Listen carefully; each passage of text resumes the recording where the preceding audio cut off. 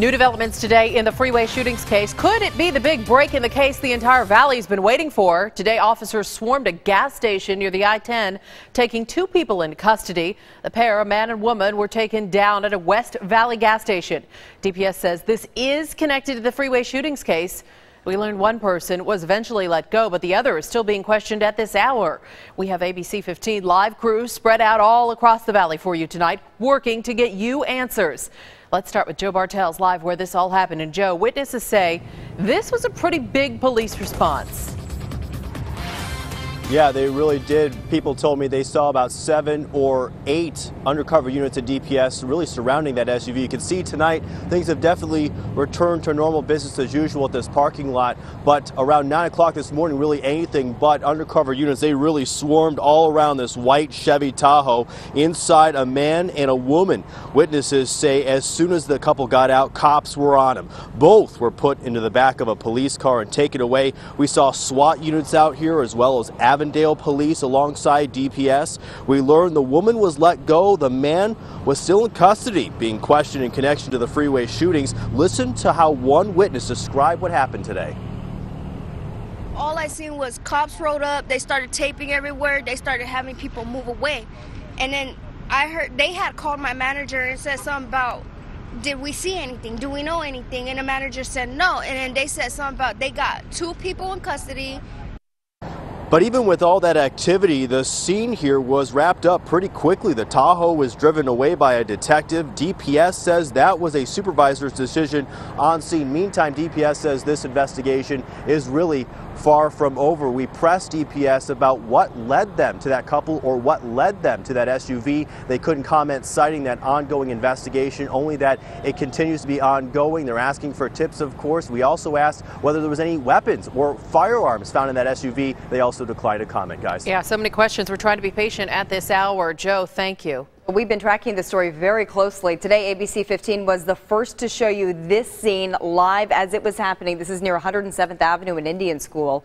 The man detained by DPS was in that silver Chevy Tahoe.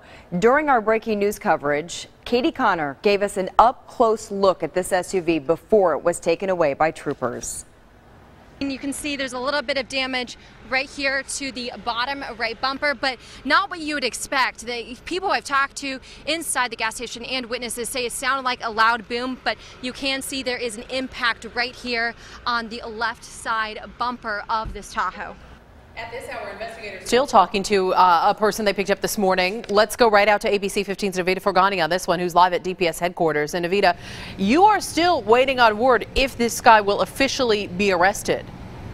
That's exactly right, Katie. DPS going on their 8th straight hour of talking to this person of interest. They're taking their time in this interview, trying to determine his involvement in the I-10 shootings. But if he is charged, he will be brought here to DPS booking. This is where all the paperwork's filled out before DPS takes suspects to jail. I want to stress, though, he is just a person of interest right now. This is still very early in the investigation, and DPS is being very tight-lipped because they don't want to jeopardize their case.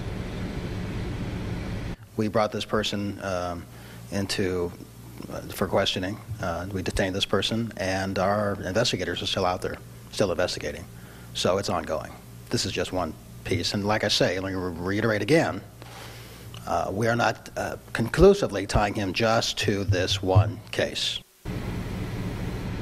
So this is a very fluid investigation, and DPS saying it's still too early to say if Arizona highways are safe, or at least the highways here in the valley are safe. Back to you guys. Yeah, it might just be one piece of the investigation, but we hope it's getting us closer. Navita, thank you. Shootings have many of us asking what would cause someone to commit a crime like this. Still ahead in our next half hour, we're going to talk to an expert who will take a look inside the mind of a serial shooter. That's coming up tonight at 6:30. What we do know for sure, more school districts are taking extra precautions on valley highways until the freeway shootings are officially resolved. Today, the Kyrene School District said they are adjusting bus schedules that would normally take the freeway. We've also learned Tucson Unified School District is rerouting buses that head up to Phoenix tonight for football games and for a music competition. We're told all buses will be avoiding I-10 in the Phoenix Metro, Fowler Elementary School District, and and the Paradise Valley Unified School District also made similar adjustments. Of course, we are committed to staying on top of this story and bringing you the latest developments. Stick with ABC 15 and ABC15.com for breaking news updates. You can also find the latest developments on the story 24/7 on our ABC 15 mobile app.